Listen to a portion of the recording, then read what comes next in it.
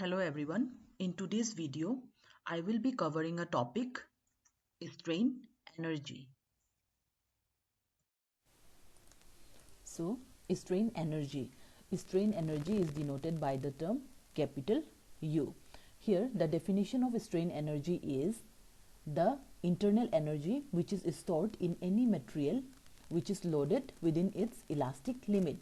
That means when we are loading a material, that material will get deformed, and because of the deformation, what will happen?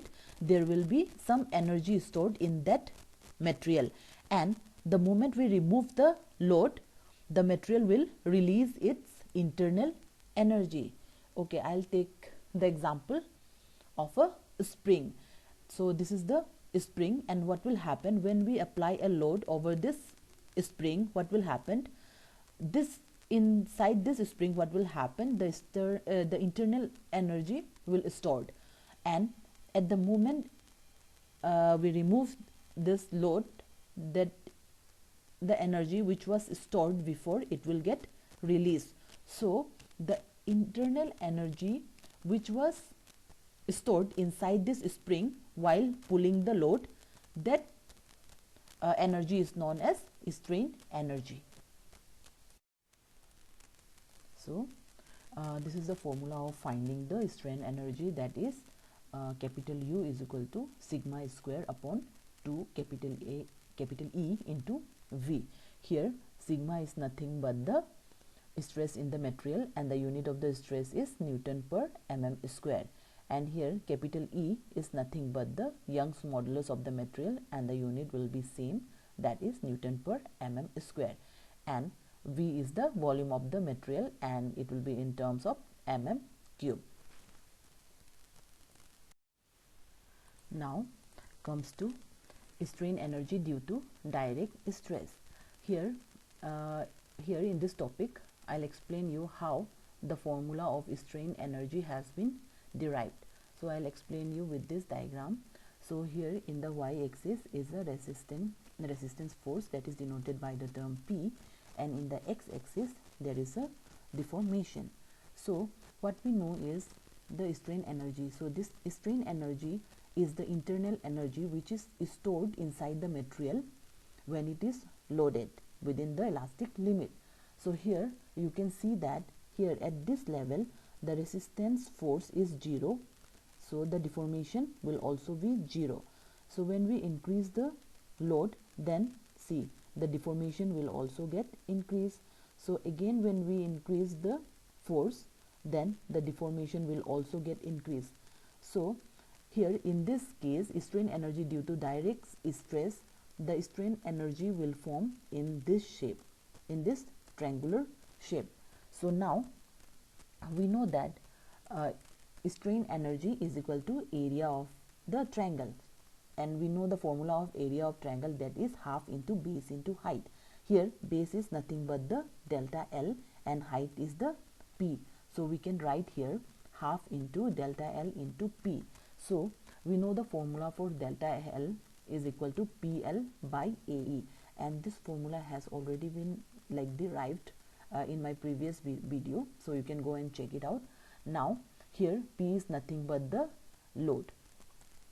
So here here we know that P by A, force by area, this is the formula for the stress, that is denoted by the term sigma. So we can in place of P by A, we can put sigma here. So the equations became sigma L by E. So in place of delta L, we can write delta sigma L upon E, and in place of the P, we know that stress is equal to P by A. So when we shift this A to that side, then the equations became P is equal to sigma A. So in place of P, we can write sigma A. So now the equations becomes capital U, that is nothing but the strain energy is equal to sigma is equal to sigma square A into L upon 2E. Now here we know that the volume of the material, that is V, is equal to A into L. A is nothing but the cross sectional area of the bar and L is the length of the bar. So in place of this AL we can write V. So this is the formula of the strain. Now we know that sigma is equal to stress in the material, and the unit of the sigma is Newton per mm square, and V is nothing but the volume of the rod or volume of the material. The unit of the volume of the material is m cube or meter cube, and E is nothing but the Young's modulus of the material, and E is also known as modulus of elasticity, and the unit of the Young's modulus is Newton per mm square. Now comes to proof resilience. So it is defined as the maximum strain energy stored in the material is known as proof resilience. So we already know the formula for strain energy, that is U is equal to sigma square upon 2E into V. So here in this proof resilience, just we need to write maximum is the U is nothing but the strain energy. So maximum strain and max is the maximum strain energy is equal to sigma square max upon 2E into V. V is the volume of the bar, E is the Young's modulus, sigma square is the stress, and U max is nothing but the maximum strain energy. So now next is modulus of resilience. So modulus of resilience is defined as the strain energy per unit volume. So what we need to do here is we know the formula for the strain energy, just we need to divide it with volume, that is V. So see here, sigma square upon 2E into V. This was the formula for finding the strain energy. So here in the definition it says that the strain energy per unit volume is the modulus of resilience. So per unit volume, that means we have to divide this formula by V. So this V and this V will get cancelled, and the formula for modulus of resilience will be sigma square upon 2E. Now here strain energy depends upon applied load, that is the first one is gradually applied load, second one is suddenly applied load, and the last one is impact load. For the first one, gradually applied load, the stress can be determined from this formula, that is sigma is equal to P by A Newton per mm square, and the derivation of this formula I'll explain you in my next video.